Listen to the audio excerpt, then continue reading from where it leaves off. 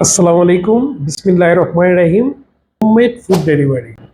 আমরা জানি এখন মানুষ কিন্তু অর্গানিক ফুডের পিছনে খুব ছুটছে। আমরা যদি অফিস আদালত পাড়ায়ও দেখি, ক্যাটারিং থেকে বাসা থেকে হোমমেড যেটা সেটার উপর প্রাধান্য দিচ্ছে। সুতরাং মানুষ এখন বিষাক্ত বা রাসায়নিক যুক্ত খাবারগুলো খেতে চায় না, তাই হোমমেড ফুডের চাহিদা দিন দিন বেড়ে যাচ্ছে।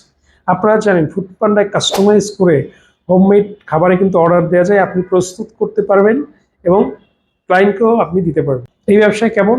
এই ব্যবসায় প্রারম্ভিক সেন্সে 20 থেকে 30 হাজার টাকা আপনার মূলধন লাগবে, এর বেশি লাগবে। মুনাফা কেমন হতে পারে? এই ব্যবসায় 30 থেকে 50% পর্যন্ত মুনাফা। এটা কিন্তু একমাত্র ফুডেই সম্ভব। এবার আমি সেলস মার্কেটিং কৌশলের জন্য কিছু টিপস দিয়ে যাচ্ছি, যারা আপুরা ঘরে বসে এই কাজগুলো করবেন তাদের জন্য যাতে ইজি হয়। আপনারা 1 নম্বর ফেসবুক পেজ এবং গ্রুপ খুলবেন। ফেসবুক পেজে খাবারের ছবিগুলো দিবেন যেগুলো আপনি তৈরি করতে পারেন। তার কথা, আপনি ভালো পেস্ট্রি বানাতে পারেন, পিঠা, কেক, স্ন্যাক্স বা বিরিয়ানি, যেটাই আপনি ভালো পারেন সেটার ছবিগুলো দিবেন।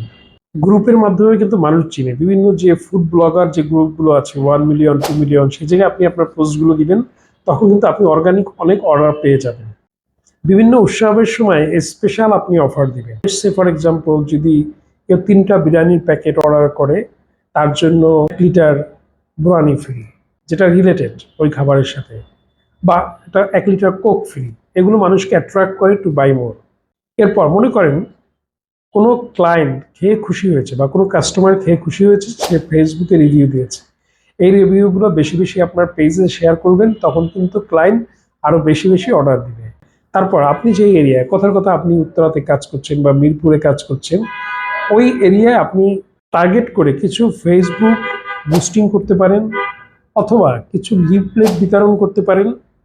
পেপারের ভিতর কিছু লিফলেট দিয়ে দিতে পারেন, মানুষ জানলো যে এই জায়গায় এই ফুডগুলো তৈরি হচ্ছে, তখন কিন্তু আপনি অর্গানিক অনেক অর্ডার পাবেন। 5 নম্বর যেটা বলবো, প্যাকেজিংটা যেন সুন্দর হয়।